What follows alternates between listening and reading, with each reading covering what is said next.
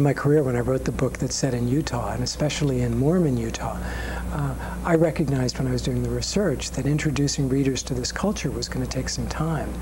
And I decided to have a character who is a local act literally as a tour guide to the culture to one of the characters in the book. And it worked out very well. But without that, I'm not sure how I would have introduced that information. It would have been boring, I suspect. Yeah, I think it would have been. So your character in this first book was Dr. Alan Gregory. Yes. Did you envision 15 books later you were still going to be with Alan Gregory?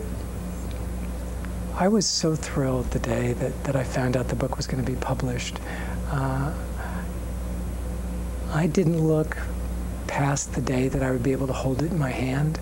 You know, the idea that was going to be the first step in something that became a career, and certainly that it would be the first book in something that I was paying no attention to, which was a series, didn't cross my mind. I thought it was such a great gift to actually have a book out there that I didn't look any farther.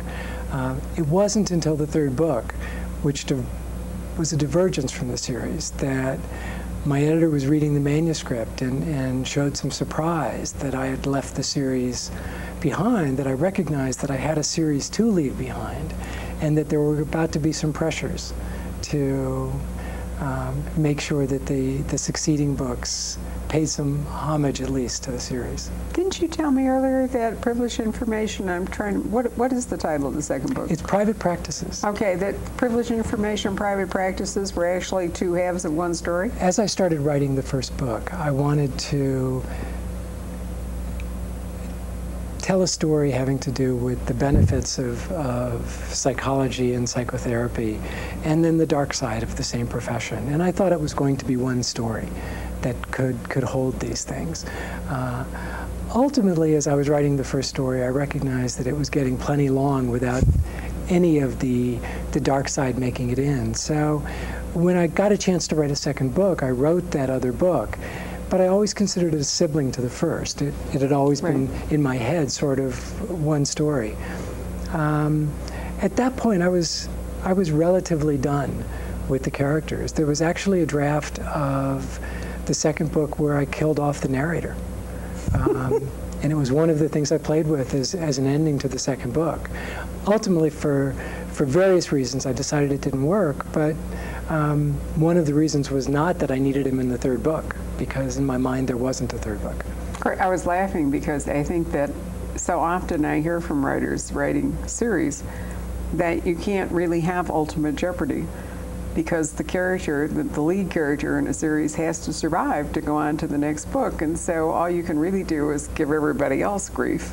But that character, even though you can put him through tortures and, you know, transform them and all the rest of it, ultimately the reader has faith that that person will make it through the book and go on to the next. As my series gets longer, I recognize that at some point in the future there's going to be an end, and one of the things that I look forward to is getting to actually end it. Right. Not having it end, but ending it. And in that book I've got fresh options. I mean, I can end things any way that feels right to me. You can kill Alan, or you can, maim him, or send him off to, Vladivostok for a new career, or whatever you want. But I think that must be both a good thing and a bad thing, for the series writer. It's a good thing, I think, and it probably forces you to think up ways to keep this person growing and evolving, that you might not have to work so hard if you could just reinvent a whole new character every book. I think that people don't recognize that. I think that that there is a burden and blessing to series, both from a creative point of view and from a writing point of view. And when you look at someone like Alan and try and find ways to make his character evolve and stay fresh and have an arc over a long period of time, when there's no planning that goes involved. When I was writing book 4, I didn't know what book 12 was about.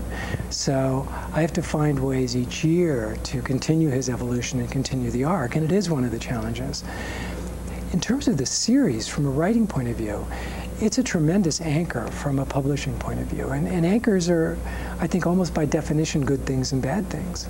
They give you a foundation, you know where you're going to be. The bad part is they're hard to move. And You know, I know that there are certain readers who are going to gravitate toward the series because they've grown fond of it.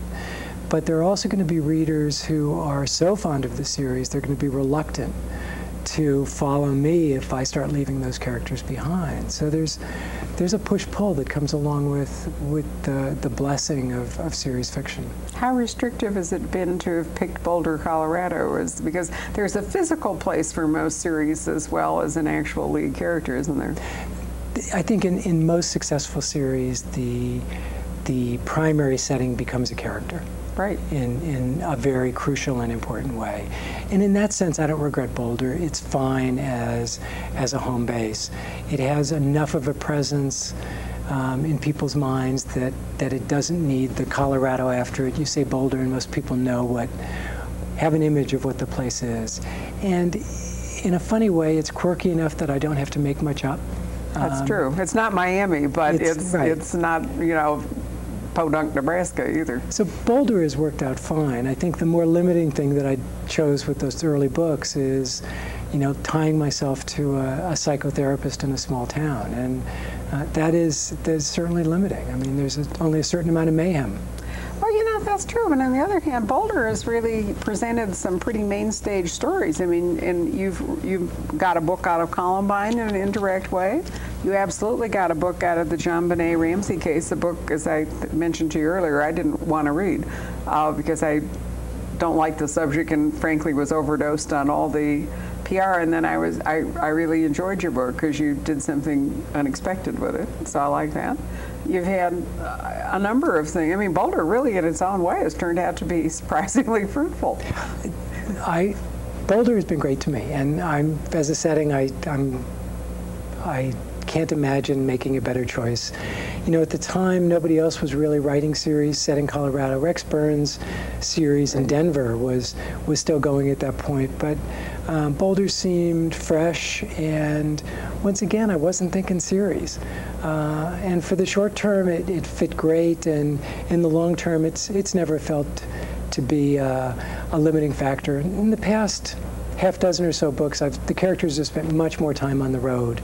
Right. And that way Boulder becomes counterpoint rather than point, and that works out well for me too. Yeah, you've done a fair amount of traveling across Colorado into Utah. What was I know you did the book with I think it had a hospital or medical background, and you were in Denver a lot of the time in that one. Mm-hmm. And then you've already mentioned, I'm sorry, I'm terrible on titles, the one where you went to Utah. That was Higher Authority. Okay.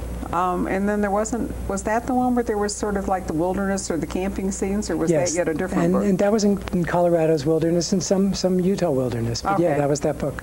But I mean, I am always conscious of the idea that Alan has moved around. Yes, and lately he's started leaving the West. In the recent book, in Kill Me, the book spends quite a bit of time in New York City and on the East Coast.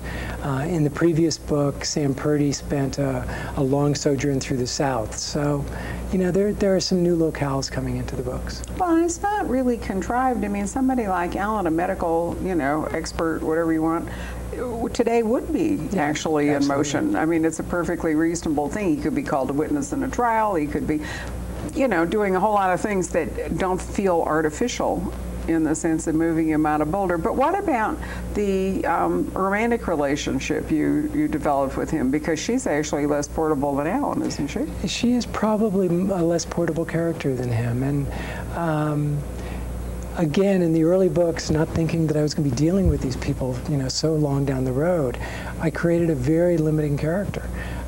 His girlfriend in the early books is a young DA who is reluctant to get involved with him because she's recently been diagnosed with a chronic disease.